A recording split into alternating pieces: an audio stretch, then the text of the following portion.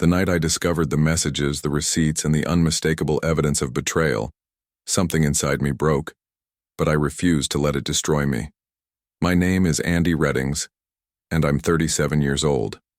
I wake up each morning in the home I built with my own hands, brew coffee, and document everything methodically. My wife, Alyssa, chose another path when she began her affair with Brent Hayes, a man who knew exactly what he was destroying. The scent of her perfume still lingers in our bedroom closet, a reminder of what's been lost. I recognized the calculated nature of their deception when she stood in our kitchen, knife raised, threatening to end me if I exposed their secret. I won't be silenced, intimidated, or erased by their schemes. Everyone deserves to know when they've been betrayed. Before I go any further, let me know in the comments where in the world you are watching from, and make sure to subscribe because tomorrow I will share a story you don't want to miss. But let me start from the beginning. I never expected my life to change on a Tuesday. It was just after noon when the foreman at our construction site shouted for everyone to clear out. Gas leak in the main line. Nothing to mess with. We all grabbed our gear and headed for the exits while the utility company was called in. Some of the guys talked about hitting a bar for the unexpected afternoon off, but I just wanted to head home, maybe catch up on some yard work I'd been putting off. The drive was quiet. Classic rock played low on the radio as I pulled onto our street. Alyssa's car wasn't in the driveway, which wasn't unusual. Tuesday was her long day at the office, or so she'd been telling me. I unlocked the front door and stepped inside. Something felt off immediately. The house had that hollow quality, like it was holding its breath. You know that feeling? When a space feels different even though nothing looks out of place? "Alyssa?" I called out of habit, though I knew she wasn't there. My boots left little clumps of dirt on the entryway tile. I'd have to clean that up before she got home. Alyssa hated mess. It was one of the things we'd argued about over the years. Petty stuff that never seemed worth the energy she put into it. I tossed my keys on the counter and noticed her tote bag slumped against the kitchen island. Strange. She never left without it. The leather was worn at the corners from years of use. I'd given it to her for our 5th anniversary. Back then, her eyes had lit up at the sight of it. Something white peeked out from the side pocket. An envelope with a hotel logo in the corner. I shouldn't have looked. Some part of me knew that pulling it out would change everything, but my hand moved before my brain could stop it.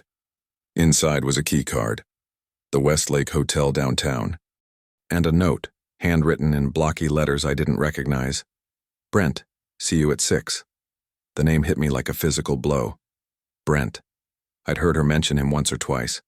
Someone from work, she'd said. Just a colleague. My legs felt wooden as I walked to our home office. The laptop sat open on the desk, hibernating. I woke it with a touch. Alyssa had always been careless with technology, leaving herself logged into everything, passwords saved in the browser. We shared an Apple account for simplicity's sake. Her messages synced automatically. I found them easily. Hundreds of texts between her and Brent H. I only needed to read a few to understand. The intimate language, the plans, the secrets. My finger hovered over the print button. Did I really want evidence of this? Did I want to make it real? The printer hummed to life before I could answer my own question, spitting out page after page of my wife's betrayal in crisp black text. Remember how summer evenings used to feel as a kid? That golden light that made everything look better than it was?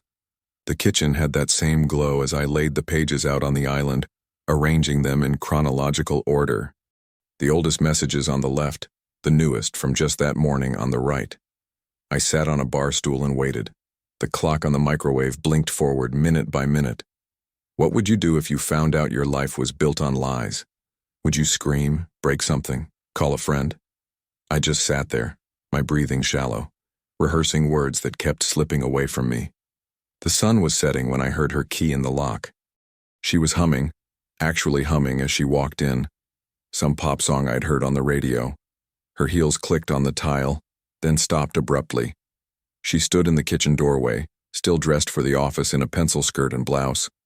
Her expression shifted from surprise to something harder to read. Her eyes darted from the papers to my face and back again. Then, most disturbing of all, she smiled. not her usual smile. This one had edges sharp enough to cut. "What is this?" she asked, her voice flat and cold.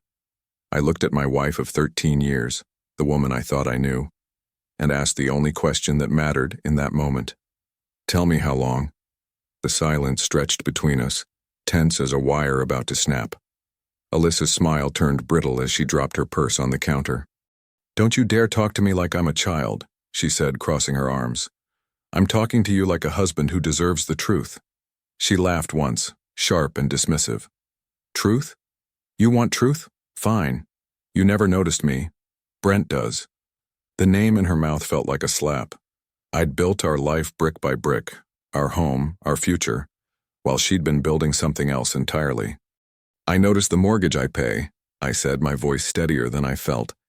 "I noticed the dinners I cook, and I definitely noticed the vows we took."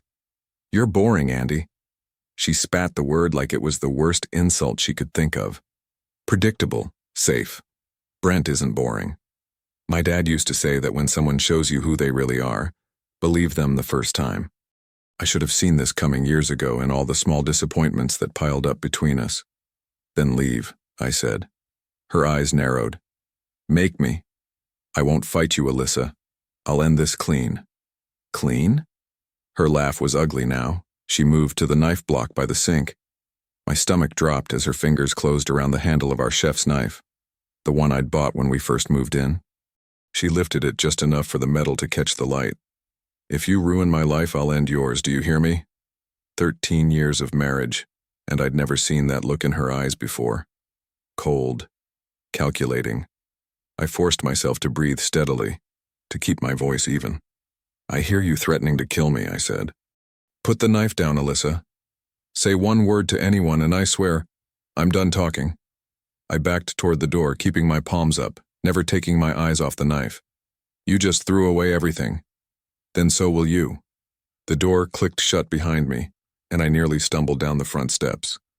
My truck sat in the driveway where I'd left it hours earlier, before I knew my life was about to implode. My hands shook so badly I could hardly get the key in the ignition. I remember how we'd sit in this same truck years ago, looking at houses we couldn't afford yet, dreaming about the future. The memory hit me like a physical pain. I dialed 911 with trembling fingers. 911, what's your emergency?" "My wife just threatened me with a knife," I said, my voice sounding distant to my own ears. I gave our address, explained what happened. "Is she still armed? Are you in a safe location?" "I'm in my truck outside. She's still in the house with the knife. Officers are on their way. Stay on the line." I watched 2 patrol cars pull up 15 minutes later. The officers, one male, one female, approached cautiously. I got out to meet them, explained again what had happened. They went inside while I waited by their cruiser, arms crossed against the evening chill. Or maybe it was shock setting in. The house looked so normal from outside, lights glowing in the windows, the herb garden I'd planted along the walkway. How could everything inside be so broken? When the officers emerged, Alyssa was with them. Her eyes were red, her makeup smudged. She'd transformed completely. The woman holding the knife was gone, replaced by someone who looked vulnerable and afraid. "Sir," the female officer approached me. "Your wife says there was an argument, but that you're the one who frightened her. She had a knife. She threatened to kill me if I told anyone about her affair. She admits to picking up the knife, but says it was because she felt threatened when you confronted her about personal messages." The male officer joined us. "Without physical evidence, this is he said, she said. We can take a report, but there's not enough here for an arrest. So she threatens my life and nothing happens?" I could hear my voice rising. "We're asking both of you to separate for the night. Cool down. If either of you feels unsafe, call us immediately." They left after taking statements. A keep the peace call, nothing more. I watched Alyssa return to our house, my house that I'd built with my own hands, and knew I couldn't go back inside. Not tonight. Not with her. I drove to Nate's apartment across town, called him from the parking lot. He didn't ask questions when he saw my face, just handed me a beer and made up the couch. I lay there in the dark, listening to the unfamiliar sounds of his apartment building. Sleep wouldn't come. My mind kept replaying the flash of metal, the coldness in her eyes, the ease with which she'd lied to the police. As the first gray light of dawn seeped through the blinds, one thought crystallized with absolute clarity. I will not stay in this house with her again. I woke up with that hollow feeling in my chest, the one that reminds you something terrible happened before your eyes even open. Nate had already left for work, but he'd scribbled a note on the counter. "Coffee's made. Take all the time you need." Good man, Nate. Always had been. I showered quickly and called attorney Michael Reeves while watching steam rise from my coffee mug. His secretary put me through immediately when I mentioned domestic violence and emergency. "Can you see me this morning?" I asked, my voice sounding rougher than usual. "Be here at 9, Reeves said. No hesitation. His office was downtown, a clean brick building with his name in gold lettering on the door. Inside, everything was polished wood and leather-bound books. Reeves himself was about 50, with steel gray hair and the kind of steady gaze that makes you feel like he's cataloging every word. "Tell me everything," he said after we shook hands. "Start from the beginning." I laid it out, finding the hotel key card, the text from Brent, the confrontation. When I got to the part about the knife, his pen stopped moving across the legal pad. "She actually said, 'If you ruin my life, I'll end yours.' Word for word." He leaned back. "And the police response?" "They treated it like a domestic squabble. No arrest." Reeves tapped his pen against the yellow paper. "We need to file for a temporary restraining order immediately. Her threat with the knife constitutes assault. We'll also request exclusive use of the marital home." "What else should I be doing?" I asked. "Document everything." "I mean everything, Andy. Start a journal today. Dates, times, exact words spoken. Save every text, email, and voicemail. Change your passwords. Move half of any joint accounts into a separate account in your name only. That's not hiding assets. That's protecting them." He reached for a fresh legal pad. "And change the locks on your house today." I nodded, feeling the first hint of solid ground under my feet since yesterday. "One more thing," Reeves added. "No contact with her unless it's through me. Period." By noon, I'd visited the bank and transferred half our savings to a new account. I called a locksmith who met me at the house. Alyssa's car was gone, thankfully. While he worked on the locks, I packed some clothes and essentials along with the documents Reeves had told me to secure: marriage certificate, property deed, insurance policies. The bedroom felt like a museum of someone else's life. The framed wedding photo on the dresser showed two people I barely recognized now. I slipped it face down into a drawer. Back at Nate's place, I sat at his kitchen table with a blank notebook and began writing. May 12th, 7:15 p.m. Alyssa returned home. I confronted her about evidence of her affair with Brent, hotel keycard, text messages. During the argument, she went to the knife block and removed a large chef's knife. She raised it and said, "If you ruin my life, I'll end yours. Do you hear me?" When I told her to put the knife down, she continued, "Say one word to anyone and I swear." I left the house and called 911. I documented every detail I could remember: what she wore, her exact words, the way she held the knife. It felt surreal, like I was writing about someone else's life. My phone rang at 3:42 p.m. Reeves. "Andy, we have a problem," he said, his voice tight. "Alyssa filed first. She's gotten an emergency protective order against you." "What?" The word came out as barely a whisper. "She's claiming you've been emotionally and physically abusive. Says she feared for her life last night when you confronted her. I've got the filing in front of me now. We need to respond immediately." My stomach dropped. "That's a complete lie." "I know. I'll email you the documents. Read them, then come back to my office at 5. 20 minutes later, I was staring at Alyssa's sworn statement, feeling like I'd been punched in the gut. My husband has been controlling our finances and isolating me for years. When I tried to assert independence, he became increasingly aggressive. Last night, he cornered me in the kitchen, screaming about text messages he'd invaded my privacy to obtain. He blocked my exit, and I feared he would strike me. I grabbed a knife in self-defense and begged him to let me leave. I've been afraid to report his behavior until now. Every word was a lie. Every single word. I felt something cold and hard form in my chest. This wasn't just betrayal. This was character assassination. She wasn't just cheating on me. She was trying to destroy me. That evening, I sat alone in Nate's living room, staring at the restraining order papers, my hands shaking with a mix of fury and fear. The woman I'd built a life with for 13 years wasn't just walking away. She was burning everything down and trying to bury me in the ashes. This isn't about saving a marriage anymore. This is war. The next morning, I met Reeves at his office with dark circles under my eyes. He slid a legal pad across his desk. "I need you to document everything," he said. "The court will want evidence, not just your word against hers."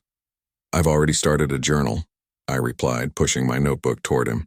He skimmed through my entry from the previous day and nodded. "Good. Now we need more. Everything she's ever said or done that supports your account." For the next 3 days, I became a detective in my own marriage. I pulled our phone records, showing Alyssa's calls to Brent stretching back 7 months. I downloaded our credit card statements highlighting restaurant charges on nights she'd claimed to be working late. Each piece of paper felt like another brick in a wall between the life I thought I had and the truth. My phone buzzed constantly with texts from Alyssa. They came in waves, first sweet and apologetic.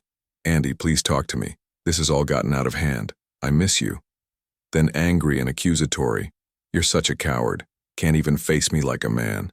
And finally, threatening. "You have no idea what I'm capable of." The most chilling message arrived on the 3rd day. Just a photo of the same chef's knife she'd threatened me with resting on our kitchen counter. No words, none needed. I forwarded everything to Reeves without responding to her. "Perfect," he said over the phone. "She's digging her own grave. Keep collecting. Don't engage." Our doorbell camera had been Alyssa's idea originally. For package security, she'd said. Now it provided timestamps of her coming home at 11:30 p.m. on nights she'd told me she was working until 9. I downloaded the footage and added it to my growing file. The most crucial piece came from Mrs. Ortega next door. I knocked on her door on Thursday afternoon, hands shoved in my pockets to hide their trembling. "Andy, are you okay, dear?" she asked, peering through her screen door. "I've been worried since I heard the commotion the other night." "That's actually why I'm here, Mrs. Ortega. Could I talk to you for a minute?" Sitting at her kitchen table, surrounded by potted herbs and ceramic chickens, I explained what had happened. "I heard her, you know," Mrs. Ortega said quietly, pouring me tea I didn't want but accepted anyway. "My window was open. I heard her say she would end your life." My hand froze halfway to my mouth. "You heard that?" She nodded gravely. "Clear as day. That poor girl has a temper on her. Always has." By that evening, I had Mrs. Ortega's signed statement describing exactly what she'd heard. Reeves added it to our growing file. "What about this Brent character?" Reeves asked during our prep session. "What do we know about him?" "Works at Meridian Financial downtown. He's some kind of advisor or broker. Needs a license for it. They met at a client appreciation event Alyssa attended for work." Reeves made a note, his expression giving nothing away. "That could be useful. Professional licensing boards take a dim view of ethical lapses." The hearing day arrived with brutal swiftness. I dressed in my one good suit, the one I'd worn to my sister's wedding last year. It hung looser than before. I'd barely eaten in days. The courtroom felt smaller than I'd imagined. Alyssa sat across the aisle, wearing a conservative blue dress I'd never seen before. She didn't look at me. When I took the stand, my voice shook at first, but steadied as I recounted that night in our kitchen. I described finding the evidence, the confrontation, and the moment she raised the knife. "And what exactly did Mrs. Redding say when she had the knife?" the judge asked. "She said, 'If you ruin my life, I'll end yours.' Then she said if I told anyone, she would—" My voice caught. I cleared my throat. "She implied there would be consequences." Reeves methodically presented our evidence. The text messages, the photos of the knife, Mrs. Ortega's statement, the timestamps showing Alyssa's comings and goings. When Alyssa's turn came, she transformed. Tears appeared on command as she described feeling trapped and afraid in our marriage. She dabbed at her eyes with a tissue. "I was terrified," she said, voice quavering perfectly. "Andy has always been so cold, controlling. I never knew what would set him off." I dug my fingernails into my palms to keep from shouting out. The judge reviewed everything, his expression unreadable. Finally, he looked up. Based on the evidence presented, I am granting Mr. Reddings temporary exclusive possession of the marital home and issuing a no-contact order against Mrs. Reddings.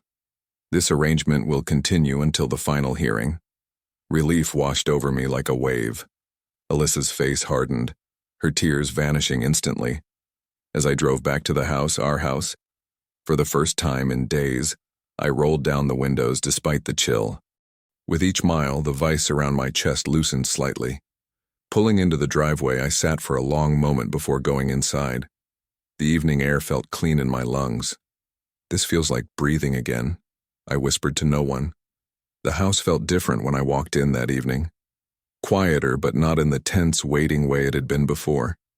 This quiet felt respectful, like the walls themselves were exhaling. I stood in the entryway for a long moment, just listening to nothing. No footsteps upstairs, no passive-aggressive slamming of drawers, no carefully calibrated sighs designed to make me ask what was wrong. Just silence. My silence. I wandered into the kitchen and opened the refrigerator. It was mostly empty. I hadn't been home to shop, but there were eggs and half an onion. Simple food for a simple night. I cracked eggs into a bowl, chopped the onion, and made myself a basic omelet. Nothing fancy, nothing that would have earned one of Alyssa's tight smiles and, "Is that all?" comments. The plate clinked against the counter as I set it down. I ate standing up, looking out the kitchen window at the darkening yard. The food was plain but filled me up in a way that felt honest. That night I slept in our bed, my bed now, without wondering if or when Alyssa would slip in beside me smelling of someone else's cologne. Beth called the next morning. "I heard from Mom that you're back in the house," she said. "You shouldn't be alone this weekend. Bring a change of clothes and come over for dinner. The kids miss their uncle." "I don't know if I'm good company right now, Beth." "You don't have to be good company. You just have to be here. I'm making lasagna. Don't argue with your big sister." I smiled for what felt like the first time in weeks. "Yes, ma'am." Beth's house buzzed with the chaotic energy that comes with having 3 kids under 12. Her oldest, Emma, immediately dragged me to see her science project. The twins, Sam and Jake, competed for my attention by showing off new soccer moves in the backyard until dinner. Beth's husband, Mike, grilled me about work while she layered noodles and sauce in the pan. Their easy rhythm around each other made my chest ache a little, but not as sharply as I'd expected. The lasagna came out bubbling and perfect. We gathered around their scratched oak table, the kids momentarily tamed by the promise of food, and for a few hours I remembered what normal felt like. After the kids went to bed, Beth handed me a beer on the back porch. "You look better than I expected," she said. "I feel, I don't know, not good exactly, but like I can breathe again. You were drowning with her, Andy. We all saw it." She squeezed my arm. "I'm proud of you for getting out. I stayed the whole weekend. We watched movies with the kids, played board games, and ate leftovers. Not once did I check my phone for Alyssa's texts or listen for her car in the driveway. On Sunday night when I finally drove home, I felt something I hadn't expected. Possibility. Monday morning, Reeves called. "I wanted you to hear this from me first," he said. "The DA is reviewing the evidence for possible criminal charges against Alyssa. The threat with the knife, the restraining order violation. It's enough to move forward. They'll make a decision by the end of the week." I sat down heavily on the couch. "Criminal charges, like she could go to jail?" "It's a possibility. Don't get your hopes up yet, but yes, that's on the table." After we hung up, I walked through the house, seeing it with new eyes. This place that had been our home, then a battleground, might truly be mine again. I ran my hand along the wooden banister. It needed sanding where years of palms had worn it smooth. In the spare room, I found my old tools and oiled the squeaky hinges on the bathroom door. Small things. My things. That night, I wrote in my journal, "Betrayal cuts differently when it's deliberate. When someone chooses to hurt you, it's not just the pain that breaks you. It's knowing they decided you deserved it. But maybe justice is possible. Maybe there's a world where lies don't win." I went to bed early, imagining what starting over might look like. Fresh paint in the living room. Maybe a garden in the backyard. Small steps toward something new. My phone buzzed at dawn, pulling me from deep sleep. An unfamiliar number lit up the screen with a text. Meet at the storage unit to collect your tools. Lock has been changed. We'll meet you there at 7:30. I frowned, still groggy. Reeves and I had talked about retrieving my professional tools from our shared storage unit, but something about the wording felt off. Too abrupt. Not Reeves's usual precise tone. Still, those tools were worth thousands. I needed them to work. I texted back, on my way, and started getting dressed. I pulled into the storage facility just before 7:30, coffee warming my hand against the morning chill. The lot was nearly empty. Just a blue pickup truck parked near our unit and a maintenance guy sweeping the far end. Something in my gut tightened. I'd driven here hundreds of times before, but today felt different. That's when I spotted him, Brent, leaning against the truck's tailgate, scrolling through his phone like he belonged there. Tall, dark hair slicked back, dressed for an office despite the early hour. I slowed my truck, hesitating. Why would he be here? Reeves would have mentioned if Brent was involved in returning my tools. I parked a few spaces away and stepped out cautiously, keys gripped tight in my palm. Brent looked up, his face shifting into something hard. "What are you doing here?" I called, keeping my distance. He pocketed his phone. "Just helping out a friend. I got a text about my tools." "Was that you?" "Does it matter?" His smile was thin. "You came running, didn't you?" I stopped about 10 feet away, scanning the area. The maintenance guy had disappeared. The security camera above our unit was pointed toward us. At least there was that. "Where's Reeves?" I asked. "Your lawyer?" Brent laughed. "Man, you really thought he set this up?" That's when I heard footsteps behind the truck. Alyssa stepped out, arms crossed, wearing the same expression she'd had the night she held the knife. Cold, triumphant. My stomach dropped. "You're violating the restraining order," I said to her, backing up a step. "Both of you need to leave." Brent pushed off from the truck. "Or what? You'll make us." "I'm calling Reeves." I reached for my phone. That's when Brent charged. He shoved me hard in the chest, sending me stumbling backward. "You think you can ruin her life?" he shouted, loud enough for anyone nearby to hear. "Think you can throw her out of her own house?" I held my hands up, not touching him. "Back off, Brent. The cameras are watching." "Tell him, Alyssa," Brent yelled. "Tell him what he did to you." Alyssa's face transformed, the mask slipping on like I'd seen so many times. Her eyes welled with practiced tears. Then she did something I never expected. She slapped her own cheek hard. The sound cracked through the morning air. Before I could process what was happening, she pulled out her phone and dialed, her voice instantly breaking into hysterics. "Please help me," she sobbed to the 911 operator. "My husband found me. He hit me. I have a restraining order against him." I stood frozen, watching the performance unfold. "I never touched her," I said, my voice sounding distant to my own ears. "She hit herself. The cameras." Brent stepped closer. "Shut up. It's her word against yours, and we both know who they'll believe." Within minutes, sirens wailed in the distance. My hand started shaking. This wasn't random. This was calculated. They'd lured me here, away from witnesses except for cameras they might not have noticed. 2 police cruisers pulled in and officers approached with hands on holsters. Alyssa ran to them, pointing at me through her tears. "That's him! He violated the restraining order and attacked me when I was getting my things." An officer approached me cautiously. "Sir, I need you to put your hands where I can see them." "Officer, she's lying," I said, raising my hands slowly. "I received a text to meet here. They set this up. There are security cameras. We'll sort that out later. Right now, I need you to turn around." The cold metal of handcuffs clicked around my wrists. As they guided me toward the cruiser, I looked back at Alyssa. For just a second, her mask slipped, a small smile playing at the corner of her mouth as she leaned into Brent's side. She'd gotten exactly what she wanted. The holding cell was everything you'd expect. Cold, hard, and smelling of despair. I sat on a metal bench all night, anger burning through me like a fever. Every time I closed my eyes, I saw Alyssa's calculated performance, the precision of their trap. Morning light filtered through a high window when an officer finally called my name. "Reddings, your lawyer's here to bail you out." Reeves waited in the lobby, his face tight with controlled anger. He didn't speak until we were in his car. They recorded everything, he said finally. I turned to him. What? The storage facility. Every unit has cameras.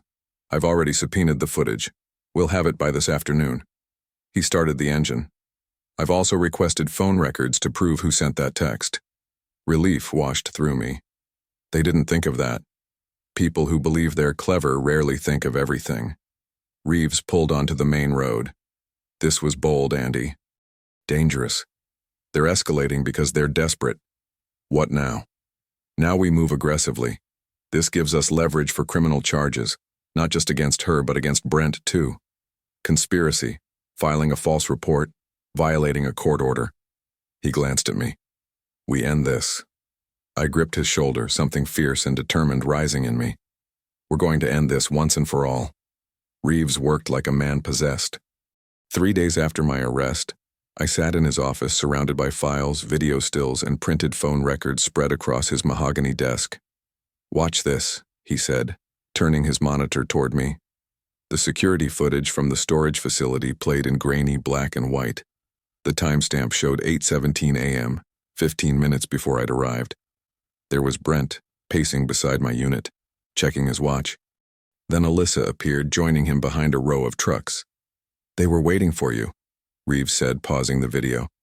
Now watch what happens when you show up. The footage continued. My truck pulled in at 8:32. I walked toward my unit with empty hands, no weapons, no threatening posture. Brent approached me, his body language aggressive even in the silent video. Then came the shove that sent me backward. And here, Reeves pointed, is the moment that destroys their story. The camera caught Alyssa clear as day, slapping her own face before making the call. My stomach turned watching it, but relief flooded through me too. It's all there, I whispered. And that's not all. Reeves pulled up a document. Phone logs confirm Alyssa's GPS location. She was at the storage facility 7 minutes before she called 911 claiming you followed and assaulted her. I remembered those childhood days playing with magnets, watching iron filings snap into perfect patterns. That's how this felt. Everything aligning, truth revealing its shape. What about the text, I asked. Sent from a burner phone purchased with Alyssa's credit card 2 days before. He smiled grimly. Amateur hour. My phone buzzed. Mrs. Ortega's name flashed on the screen. Andy, dear? Her voice came through shaky with excitement. I found something. That night with the knife, my Ring camera was recording. I didn't think to check until now, but I can hear her, clear as a bell. I'll end him. Just like you said. My hands went cold. Mrs. Ortega, are you sure?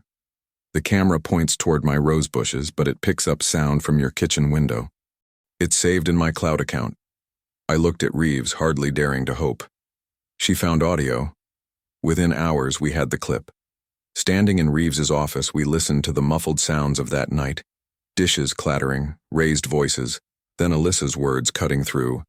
If you ruin my life, I'll end yours. Do you hear me? Reeves didn't smile or celebrate. He simply nodded, adding the file to his growing arsenal. I've built a timeline, he said, handing me a typed document. Every threat, every lie, every manipulation, laid out chronologically with evidence attached. I scanned the pages, my life's worst chapter condensed into bullet points and exhibits. The DA's reviewing criminal charges against both of them, Reeves continued. Making criminal threats, assault with a deadly weapon, filing a false report, conspiracy, violation of court orders. Neither walks away clean from this. The hearing date arrived faster than I expected. I woke at dawn, showered carefully, and dressed in the suit Beth had helped me pick out, navy blue, conservative, respectable. I stood before the mirror, studying my reflection. The man looking back had shadows under his eyes, but fire in them too. At the courthouse, Reeves met me on the steps. Ready? He asked, briefcase in hand. Ready. The marble hallway echoed with footsteps and hushed conversations. Then I saw her. Alyssa, standing with her attorney, hair pulled back in a modest ponytail, wearing a cream blouse that screamed innocence. Our eyes met, and something electric passed between us. She moved toward me, detaching from her lawyer. Andy, she whispered, close enough that only I could hear. You could still fix this. My heart hammered, but not from fear, from certainty. I did fix it, I replied, voice steady and cold. By leaving you. Her eyes narrowed. You won't win, I'll keep coming. Then you keep losing. I met her gaze without flinching. I'm done being your shield. She opened her mouth to respond, but a court officer's voice cut through the tension. Reddings versus Reddings, case number 38729. All parties to courtroom 3. I turned away from Alyssa, squared my shoulders, and took the first step toward the bench. The courtroom felt smaller than I expected, like the walls might press in if I lost focus. I took a seat beside Reeves at the plaintiff's table, my hands folded to hide their trembling. Across the aisle, Alyssa sat with her attorney, dabbing at dry eyes with a tissue. Brent occupied the row behind them, his usual confidence replaced by something twitchy and desperate. Judge Ellison entered, a stern-faced woman with silver-rimmed glasses who moved with purpose. After the formalities, Reeves rose. Your Honor, I'd like to present evidence that not only exonerates Mr. Reddings, but demonstrates a pattern of deception and criminal behavior by the defendant. He started methodically, building a timeline that even I found impressive despite living through it. First came the text records between Alyssa and Brent. Hundreds of messages spanning months, many discussing me as an obstacle. Note the exchange from April 12th, Reeves said, projecting it onto the courtroom screen. Mrs. Reddings writes, he's becoming suspicious. We need to move faster. Alyssa shifted in her seat, whispering furiously to her attorney. Reeves continued, now, regarding the night of May 3rd, we have multiple pieces of evidence. He presented the knife photos from our kitchen, the ones I'd taken after Alyssa's threat. Then Mrs. Ortega's signed statement. Finally, he played the Ring doorbell audio. The scratchy recording filled the courtroom. If you ruin my life, I'll end yours. Do you hear me? Alyssa's voice unmistakable and chilling. I watched the judge's expression harden. That's taken out of context. Alyssa suddenly stood, pointing at me. He was threatening me first. Mrs. Reddings, you will be seated. Judge Ellison snapped. Your attorney can respond at the appropriate time. Reeves pressed on, moving to the storage facility incident. The security footage played in silence. Brent waiting by my unit, Alyssa hiding, their perfect little trap. And here, Reeves pointed, Mrs. Reddings clearly strikes her own face before calling 911. Murmurs rippled through the courtroom. The judge leaned forward, studying the footage. Furthermore, Reeves continued, we have this text exchange between the defendants. He displayed a series of messages between Alyssa and Brent from the day before the storage unit. Brent's words glowed on the screen. We need to scare Andy enough that he backs off. Tomorrow at the unit should work. I glanced at Brent, who'd gone pale as paper. His attorney was frantically scribbling notes. The district attorney stood next. Your Honor, in light of this evidence, the state is adding conspiracy charges against defendant Brent Hayes. By the time Alyssa's attorney attempted their defense, it felt like trying to bail out a sinking ship with a teaspoon. They claimed misunderstandings, context removed, harmless venting between friends. The judge wasn't buying any of it. Judge Ellison removed her glasses, rubbing the bridge of her nose. I've seen enough. All charges against Andrew Reddings are dismissed. She turned toward Alyssa. Mrs. Reddings, you are remanded into custody for violating your restraining order and for what appears to be clear evidence of filing false reports. I watched officers approach Alyssa. For a moment our eyes met, hers wide with disbelief, as if she truly couldn't comprehend how her carefully constructed world was collapsing. The criminal trial came 6 weeks later. I testified for nearly 3 hours, my voice steady despite the way Alyssa stared at me throughout. Evidence mounted day by day. The jury deliberated for less than 4 hours before returning with their verdict. On the count of making criminal threats, we find the defendant guilty. On the count of assault with a deadly weapon, we find the defendant guilty. On the count of violation of a court order, we find the defendant guilty. On the count of filing a false report, we find the defendant guilty. Alyssa sat motionless as the verdicts were read, her face a mask I couldn't interpret. Was it shock? Rage? Something deeper? At sentencing the following week, Judge Carpenter was unsparing. Mrs. Reddings, your actions show a disturbing pattern of manipulation and escalation. The court sentences you to 5 years in state prison. Brent never made it to trial. His attorney negotiated a plea deal, guilty to conspiracy charges. He walked away with probation, community service, and a permanent criminal record. I later heard his firm terminated him immediately. His professional license was revoked within months. As we left the courtroom after sentencing, Reeves put a hand on my shoulder. "It's over, Andy." I took a deep breath, the first one in months that didn't feel like I was inhaling broken glass. "It's over," I repeated, not quite believing it yet. 6 months after the trial, I walked through my front door with a different sense of ownership. Not the kind that comes with a mortgage, though I still had that, but the deeper kind that settles in when you fought for your space and won. I'd spent 3 weekends refinishing the oak floors that had witnessed everything. Each pass of the sander felt like erasing footprints, hers, his, even my own uncertain ones from before. The wood grain emerged clean and honest underneath, like it had been waiting all along. "You could have hired someone," Beth had said, watching me on my hands and knees with the sander. "Needed to do it myself," I'd answered. "Some repairs you can't outsource." I remember the day I sold our dining set, the heavy mahogany table where Alyssa and I had shared meals while the affair was already happening, where she'd planned her lies while passing the salt. The young couple who bought it looked happy, expecting their first child. I didn't tell them its history. Some burdens don't transfer with ownership. That spring, I dug my hands into the narrow strip of soil that runs along the fence line. It had always been too small for anything serious. At least that's what Alyssa said when I'd mentioned planting vegetables years back. But it turned out to be just enough space for a row of tomato plants, their cages standing like small sentinels against the wooden fence.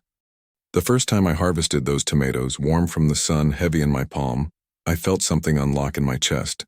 Something simple and true. Beth started bringing her kids over on Sundays. We'd cook together in the kitchen where the worst night happened.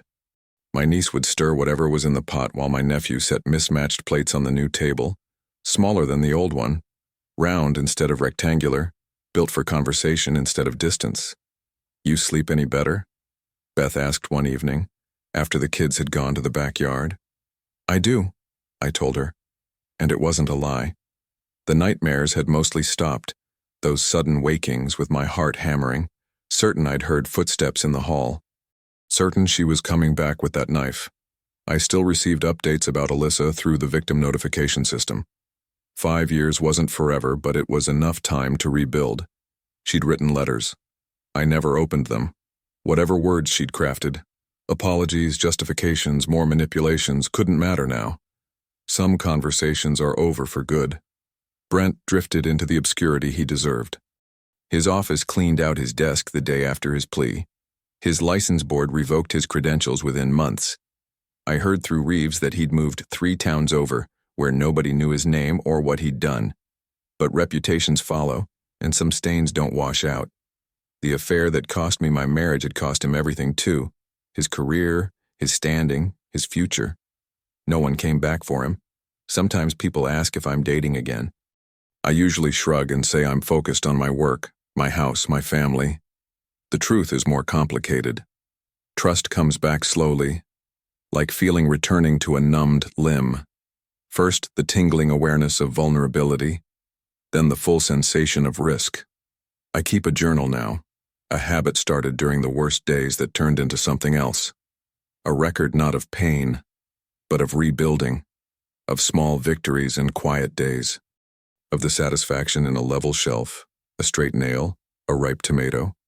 One night, sitting on my back porch watching fireflies rise from the grass, I realized something that would have seemed impossible during those dark months.